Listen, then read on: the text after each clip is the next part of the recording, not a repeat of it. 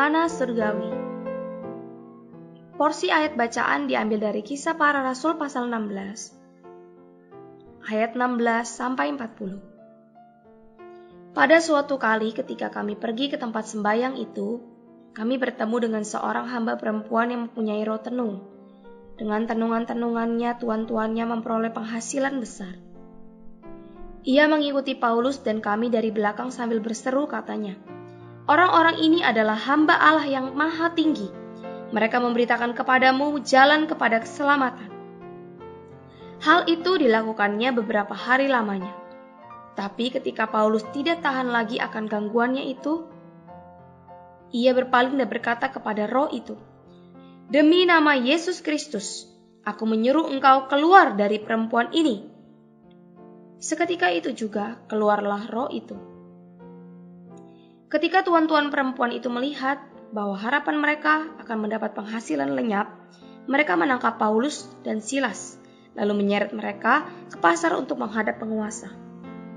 Setelah mereka membawa keduanya menghadap pembesar-pembesar kota itu, berkatalah mereka, katanya, "Orang-orang ini mengacau kota kita ini, karena mereka orang Yahudi, dan mereka mengajarkan adat istiadat yang kita sebagai orang Rom tidak boleh menerimanya atau menurutinya." Juga orang banyak bangkit menentang mereka. Lalu pembesar-pembesar kota itu menyuruh mengoyakkan pakaian dari tubuh mereka dan meredam mereka. Setelah mereka berkali-kali didera, mereka dilemparkan ke dalam penjara. Kepala penjara diperintahkan untuk menjaga mereka dengan sungguh-sungguh. Sesuai dengan perintah itu, kepala penjara memasukkan mereka ke ruang penjara yang paling tengah dan membelenggu kaki mereka dalam pasungan yang kuat. Tetapi kira-kira tengah malam, Paulus dan Silas berdoa dan menyanyikan puji-pujian kepada Allah, dan orang-orang hukuman lain mendengarkan mereka. Akan tetapi terjadilah gempa bumi yang hebat, sehingga sendi-sendi penjara itu goyah, dan seketika itu juga terbukalah semua pintu, dan terlepaslah belenggu mereka semua. Ketika kepala penjara itu terjaga dari tidurnya dan melihat pintu-pintu penjara terbuka, ia menghunus pedangnya hendak membunuh diri, karena ia menyangka bahwa orang-orang hukuman itu telah melarikan diri. Tetapi Paulus berseru dengan suara nyaring, katanya, "Jangan celakakan dirimu, sebab kami semuanya masih ada di sini." Kepala penjara itu menyuruh membawa suluh, lalu berlari masuk, dan dengan gemetar terselungkurlah ia di depan Paulus dan Silas. Ia mengantar mereka keluar sambil berkata, "Tuan-tuan, apakah yang harus aku perbuat supaya aku selamat?" Jawab mereka, "Percayalah kepada Tuhan Yesus Kristus, dan engkau akan selamat, engkau dan seisi rumahmu." Lalu mereka memberitakan firman Tuhan kepadanya dan kepada semua orang yang ada di rumahnya.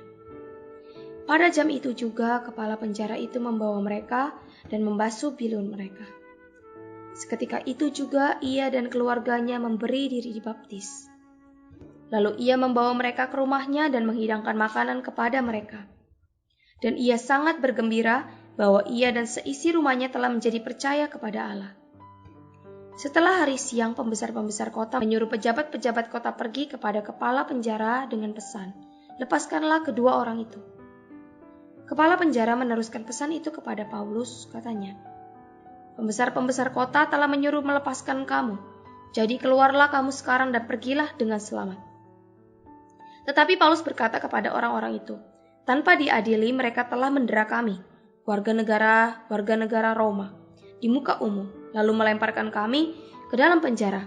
Sekarang mereka mau mengeluarkan kami dengan diam-diam. Tidak mungkin demikian. Biarlah mereka datang sendiri dan membawa kami keluar." Pejabat-pejabat itu menyampaikan perkataan itu kepada pembesar-pembesar kota. Ketika mereka mendengar bahwa Paulus dan Silas adalah orang Rom, maka takutlah mereka. Mereka datang minta maaf lalu membawa kedua orang rasul itu keluar dan memohon supaya mereka meninggalkan kota itu. Lalu mereka meninggalkan penjara itu dan pergi ke rumah Lydia. Dan setelah bertemu dengan saudara-saudara di situ dan menghiburkan mereka, berangkatlah kedua rasul itu.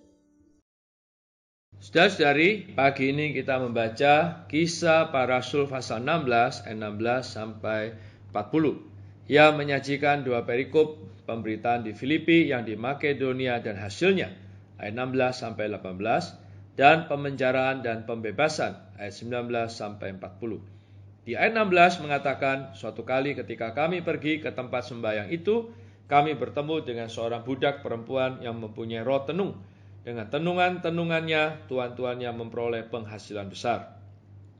Roh dalam ayat ini bukanlah malaikat yang jatuh, melainkan setan. Roh salah satu makhluk hidup yang tidak bertubuh, yang hidup dalam zaman sebelum Adam, dan yang dihukum Allah ketika mereka ikut serta dalam pemberontakan iblis. Malaikat-malaikat yang jatuh itu bekerja bersama iblis di udara, dan roh-roh najis, yakni setan-setan, bergerak bersama iblis di bumi. Keduanya berbuat jahat atas manusia demi kerajaan iblis. Merasuknya setan atas manusia menandakan iblis merampas dan menduduki manusia yang diciptakan Allah untuk kehendaknya.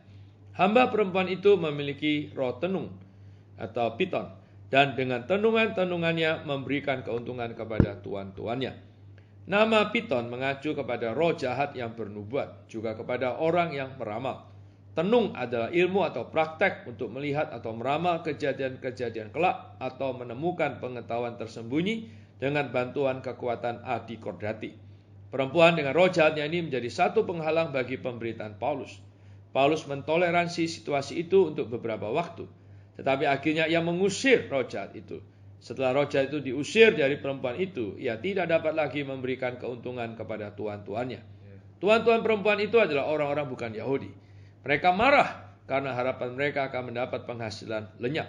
Mereka mendatangkan kesulitan bagi Paulus dan sekerja-sekerjanya dengan menghasut kota itu melawan mereka, bahkan memenjarakan mereka. Kepala penjara memasukkan mereka ke ruang penjara yang paling tengah dan membelenggu kaki mereka pada pasungan. Dalam bahasa Yunani, kata pasungan kayu menunjukkan sebuah alat untuk menghukum orang, berbentuk kayu apit atau kayu berlubang, dipasangkan pada kaki, tangan, atau leher. Ketika para rasul dimasukkan ke dalam penjara yang paling tengah, Tuhan memiliki kesempatan yang sempurna untuk menyatakan dirinya sendiri sebagai raja di atas segala raja. Sewaktu Paulus dan Silas berdoa dan menyanyi, Tuhan menggoyangkan penjara itu, dan semua tawanan dilepaskan dari belenggu mereka.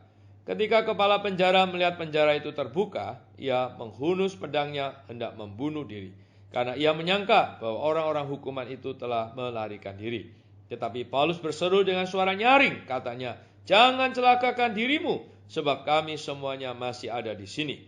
Kepala penjara itu berkata kepada Paulus dan Silas, "Tuan-tuan, apa yang harus aku perbuat supaya aku diselamatkan?" Jawab mereka, "Percayalah kepada Tuhan Yesus Kristus, dan engkau akan selamat, engkau dan seisi rumahmu."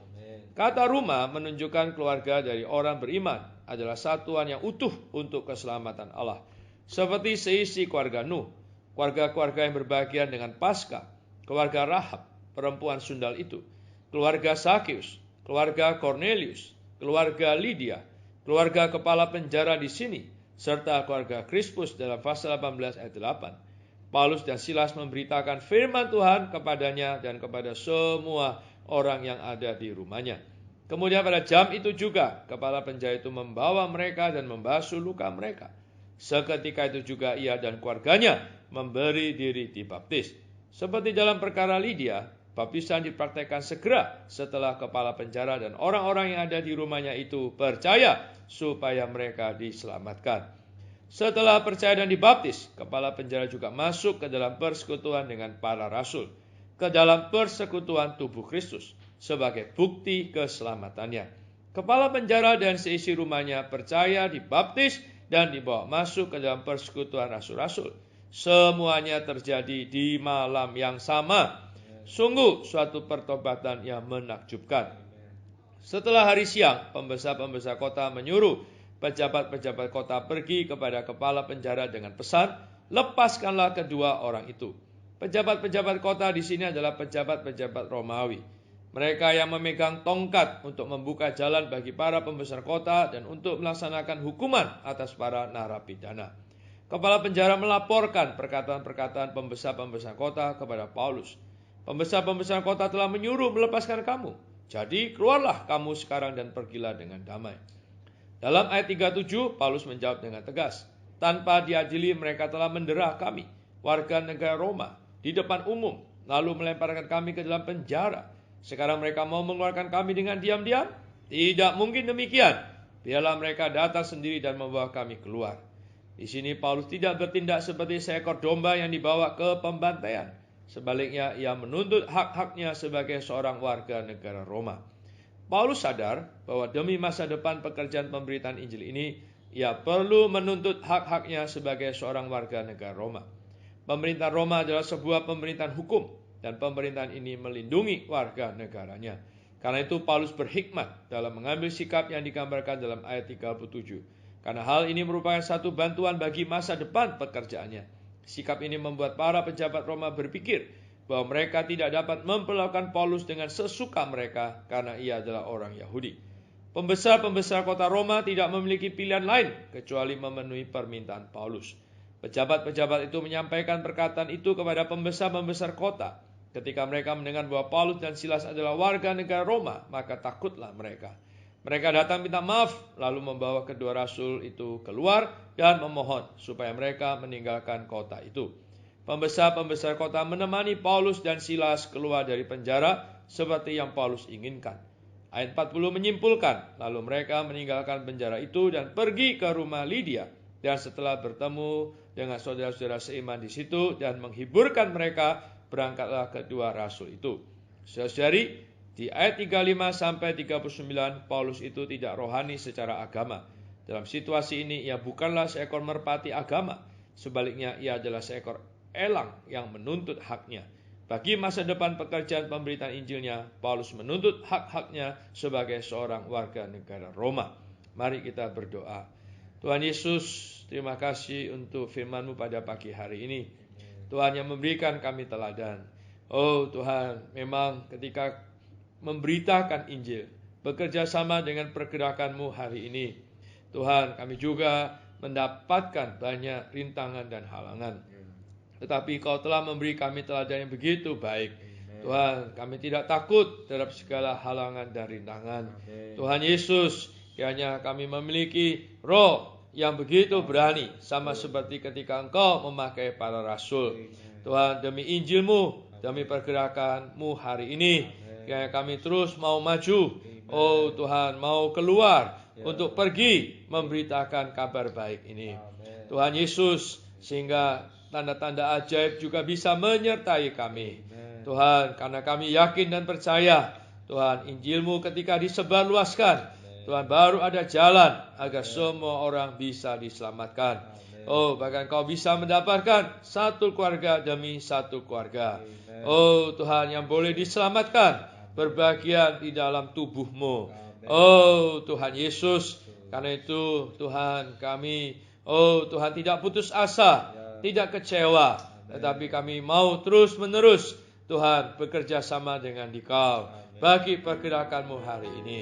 Pimpin kami selalu Tuhan, di dalam nama Tuhan Yesus. Amin.